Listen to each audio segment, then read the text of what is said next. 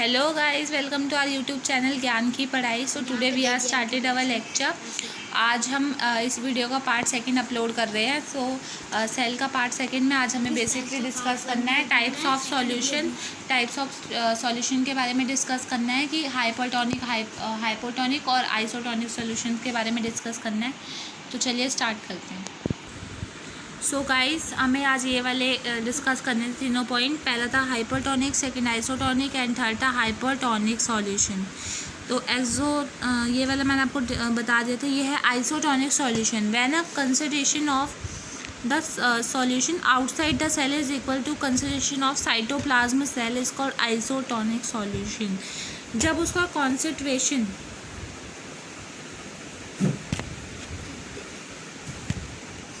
जब उसका कॉन्सेंट्रेशन जो होगा वो आउटसाइड का इक्वल होगा सेल का, तो उसे हम आइसोटोनिक सॉल्यूशन कहेंगे। सेकंड है हाइपरटोनिक सॉल्यूशन। हाइपरटोनिक क्या होगा? जब when concentration of solution outside the cell more than inside the cell. Outside जो सेल का है वो ज़्यादा होगा as compared to inside the cell due to losses of water became इसको हम पैरालिसिस भी कहते हैं, क्योंकि सेल में जो है वाटर की कमी हो जाती है। इस प्रोसेस को हम प्लाज्मोलिसिस भी कहते हैं। इसकी वजह से सेल जो है सिकुड़ जाता है, क्योंकि उसमें पानी की कमी हो जाती है, सिकुड़ जाता है सेल। और इसको हम कहते हैं एक्सोमोसिस भी कहते हैं। और द प्लस ये रहा आपका, क्योंकि उसमें वाटर की कमी हो जाती है, जिसे एक्सोमोसिस भी कहते हैं। और सेल जो है वो श्रिंक हो जाता है। नेक्स्ट है hypertonic. When a concentration of solution outside the cell is lesser, जब outside the cell is कम होगा और inside ज़्यादा होगा, तब क्या होगा? सेल ज़्यादा स्वेल हो जाएगा और ब्रस्ट हो जाएगा। सेल भर जाएगा पूरा पानी से, और ज़्यादा भरने की वजह से वो फट जाएगा। नेक्स्ट है सेल वॉल।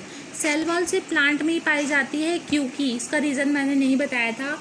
क्योंकि जो सेल वॉल होती है, जो एनिमल सेल होता है, उसे इतनी सपोर्ट की ज़रूरत नहीं होती, बट जो प्लांट होता है उसे एक पैसिव सपोर्ट की ज़रूरत होती है। क्योंकि अगर हम जैसा प्लांट को ज़्यादा तेज़ से करिए तो वो खड़ जाता है, ज़्यादा तेज़ से उखाड़ने पे वो खड़ जाता है। तो इसलिए उसे एक अलग से पैसिव सपोर्ट की ज़रूरत होती है, जो कि सेल वॉल उसको देता है।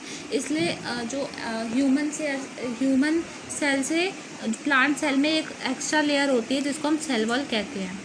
It is outer most covering of the plant. जो outer most covering of the plant है उसको हम प्लांट सेल भी कहते हैं। It is absent in animal cell. Cell wall जो मैंने अभी बताया आपको, एनिमल सेल में नहीं होती। Cell wall is rigid, strong, thick, porous and non living structure made up of cellulose and hemi cellulose. तो ये जो है बहुत ज़्यादा रिगिड होती है, मजबूत होती है, बहुत ज़्यादा थिक होती है, बहुत ज़्यादा मोटी होती है, पोरस होती है, और नॉन लिविंग स्ट्रक्चर से बनी होती है, जिसको हम सेलुलोज भी कहते हैं और हेमी सेलुलर भी कहते हैं। Cell wall of two adjacent are joint layer are called middle lamella and microscopic are called plasmodesmata of the transport. ये है स्ट्रक्चर सेल वॉल का। पहले होता है प्राइमरी वॉल, फिर सेकेंडरी वॉल, फिर प्लाज्मा मेम्ब्रेन। ये है पूरा। वैसे पेपर में था, डिटेल में नहीं आता, बट पढ़ लेंगे तो आप अच्छा ही होगा। Functions of cell wall. Cell wall के क्या फंक्शन होते हैं? सबसे पहले ये जो है प्लांट को एक अच्छी सी शेप देता है, डेफिनेट शेप प्रोवाइड करता है। सेकेंड, ये उसको स्ट्रेंथ देता है, ताकत देता है। सेल वॉल को ताकत देता है, प्लांट को ताकत देता है। It is permeable and allow entry of molecules of permeable क्या होता है? जो एंट्री और एग्जिट अलाउ करता है सेल के अंदर, तो ये वो भी करता है। और it is characteristic of repair and जो सेल के अंदर खराबी हो जाती है, जो प्लांट सेल के अंदर कुछ ना कुछ खराबी हो जाती है, वो क्या करता है? इसको रिपेयर भी करता है। कौन? Cell wall. नेक्स्ट है न्यूक्लियस। न्यूक्लियस क्या होता है? Most important part of the cell होता है। ये इसका स्ट्रक्चर है। सबसे पहले nucleus is most important cell organelles which is direct control और द सेलुलर एक्टिविटी। न्यूक्लियस जो है वो सारे सेल की एक्टिविटी, जो पूरे सेल के अंदर एक्टिविटी हो रही होती है, उसको कंट्रोल करता है। इसीलिए इसको हम हेड क्वार्टर ऑफ सेल भी कहते हैं।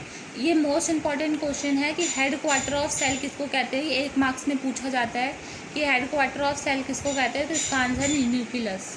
अच्छा, न्यूक्लियस को डिस्कवर करा था रॉबर्ट ब्राउन ने 1831 में, और it is eukaryotic cell. Eukaryotic cell क्या होते हैं?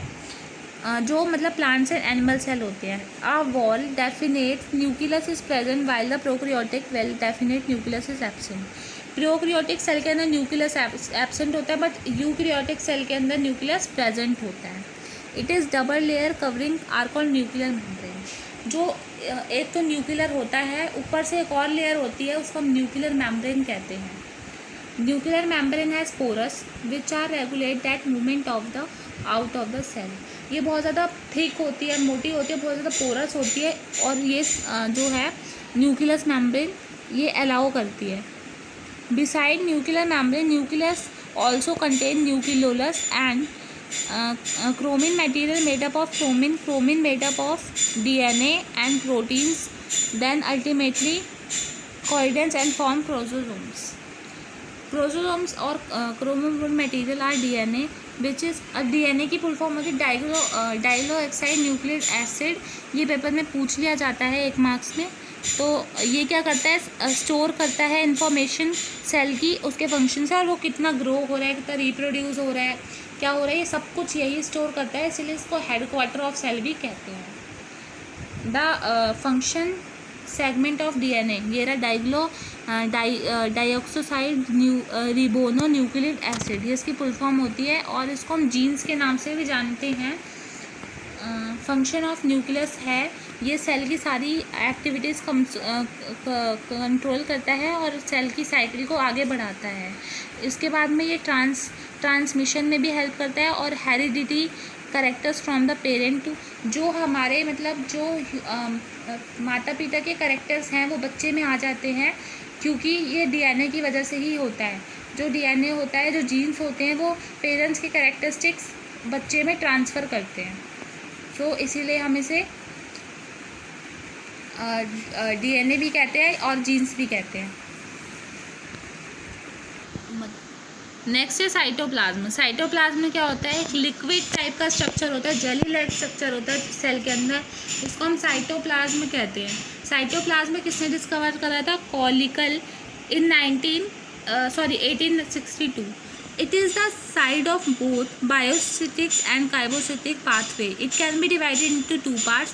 Cytosol, aquatic soluble plant contain various fibrous part forming cell and cell organelles, living part of cell having definite structure and function, bounded by plasma membrane, single membrane bound and double membrane bound are called cell organelles. cell organelles क्या होता है? Simple भी होता है, double भी होता है। ये है, ये आपका इसके बीच में डिफरेंस है। नेक्स्ट ER वगैरह आ गया आपका। Cytoplasm basically the liquid part of होता है, the liquid part in which other organelle is float, liquid part होता है आपका सेल के अंदर। नेक्स्ट है ER endoplasmic reticulum. It is network of membrane bound tubules and a sheet. ये एकदम शीट की तरह पतला होता है, और इसका काम क्या होता है? सेल के अंदर नेटवर्क प्रोवाइड करना। सेल एक दूसरे से कनेक्ट है विद द नेटवर्क, तो सेल के अंदर नेटवर्क प्रोवाइड करना। और इसे डिस्कवर किसने करा था? Porter, Claude and Fullam. These are present in all cell expect prokaryotics and eukaryotics. मतलब आपका ये सब सेल में होता है।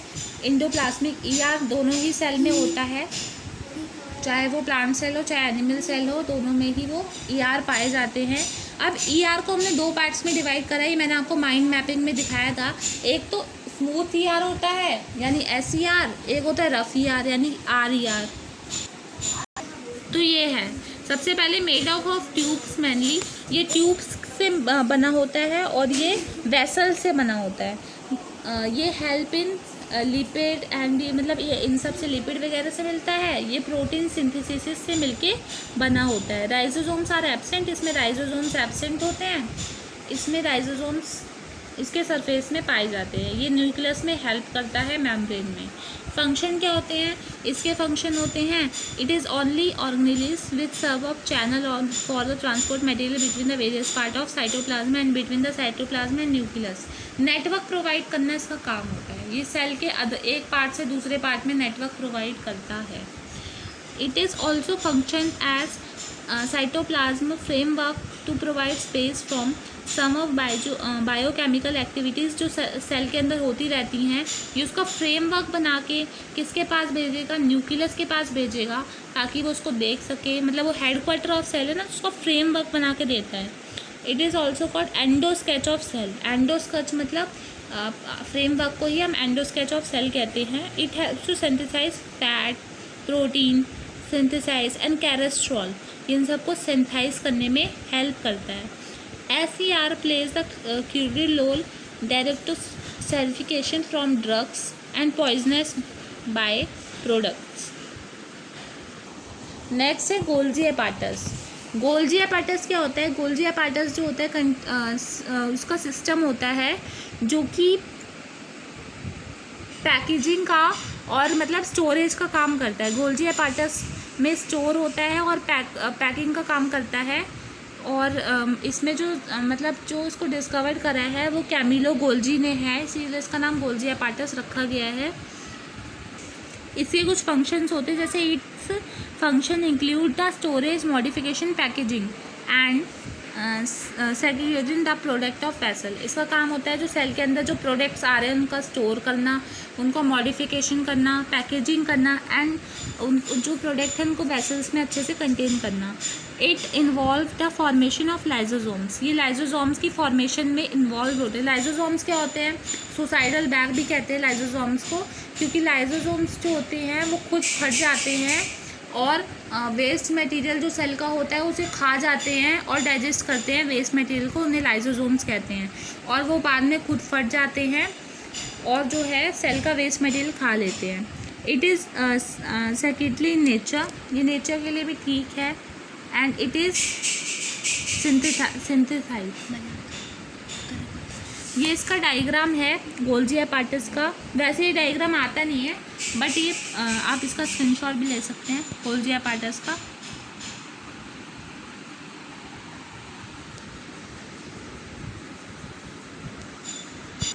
सो गाइज़, यहाँ पे हमारा लेक्चर कंप्लीट होता है। अब नेक्स्ट जो हमारी वीडियो आएगी, इस वीडियो का पार्ट 3 होगा।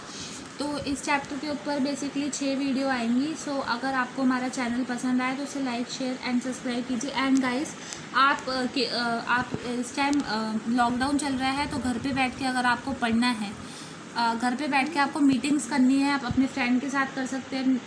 चाहे आपकी स्कूल में मीटिंग हो तो आप उसके लिए एक ऐप डाउनलोड कर सकते हैं जिसको हम बोलते हैं क्लाउड मीटिंग ऐप। आप उसे भी डाउनलोड कर सकते हैं। तो उसे डाउनलोड करने के लिए लिंक आपको डिस्क्रिप्शन में मिलेगी, तो आप उसे भी डाउनलोड करके ऑनलाइन स्टडीज़ कर सकते हैं। Thank you.